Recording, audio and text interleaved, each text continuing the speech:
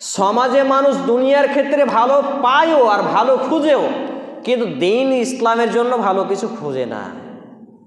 এটাই হচ্ছে জ্বালা। আর এই জন্য মুসলমান বিশ্বব্যাপী লাঞ্ছিত হচ্ছে। আর এই জন্য নামাজিরা মূলত সঠিকভাবে পাপ থেকে বাঁচতে পারে না। আর একটা বিষয় বলে দিই, ভুলে যাব, মাথায় এলো, এনাদের মাথায় টুপি দেখে। এই যে টুপি আপনারা পরেছেন, প্লাস্টিকের টুপি, এই টুপি পরে শ্বশুর বাড়ি যেতে পারবেন? শ্বশুর বাড়ি যাওয়া যাবে? আমি যেটা পরে আছি, এটা পরে যাওয়া যাবে না? খালি মাথায় যাওয়া যাবে না? তাহলে যেই টুপি পরে শ্বশুর বাড়ি যেতে পারবেন না, অফিস আদালত কোর্ট কাছারি যেতে পারবেন না, সেই টুপি পরে আল্লাহর সামনে দাঁড়ানো যায়? বুঝাতে পারছি? তাহলে কত বড় আমাদের একটা সমস্যা। আমাদের মসজিদে যখন প্রথম টুপিগুলো ছিল, আগুনে জ্বালিয়ে দিই, তো অনেকেই বলছে এরা RSS এর লোক, মসজিদে টুপি পরিয়ে দিল। ভাবতে পারছেন? মানে এটা কিসের জন্য? অজ্ঞতার জন্য। এই টুপিটা একটা খারাপ দিক দেখি, যে মসজিদে গামছা রেখেছেন, এটাও খুব খারাপ দিক। এই টুপিটা তেলের মাথায় দিয়ে দিয়ে একটা তেল ছিটা পড়ে যায়। আর আরশোলা বা তেল কাটা টিকটিকি দেখবেন, ওইগুলো চাটে। আপনি মাইক্রোস্কোপের ভিডিওগুলো দেখবেন যে টিকটিকি আপনার ব্রাশ, আপনার দাঁতন, আপনার বিভিন্ন খাবার আর আরশোলা কীভাবে চাটে, এবং চাটার পরে কত কোটি সেখানে খারাপ ব্যাকটেরিয়া তৈরি হয় এবং এখানে জীবাণু তৈরি হয়, আর এর জন্য মানুষ অসুস্থ হয়।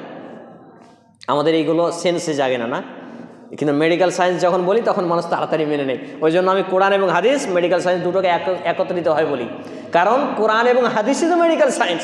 মেডিকেল সায়েন্সকে আবিষ্কারিত করেছে কোরআন এবং হাদিস। সুবহানাল্লাহ। মেডিকেল সায়েন্স মানুষ আবিষ্কার করছে, কিন্তু এইগুলো আমরা আরও অনেক আগে থেকে জানি। সুবহানাল্লাহ। আমাদের মুসলিম স্কলারসরা, মুসলিম আলেমরা, এরা আরও আগে থেকে জানে।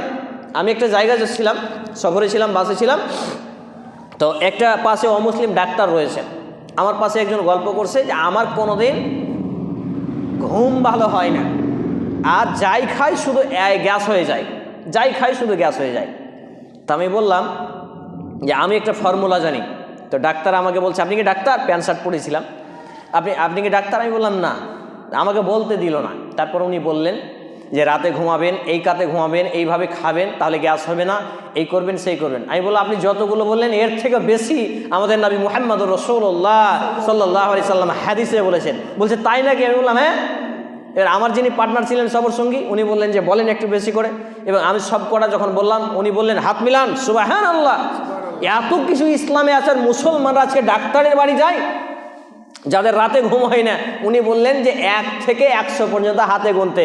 আমাদের নবী মুহাম্মদুর রাসূলুল্লাহ সাল্লাল্লাহু আলাইহি সাল্লাম সুবহানাল্লাহ, আলহামদুলিল্লাহ, আল্লাহু আকবার, এই নিয়ে আর একবার শাহাদাত বা 34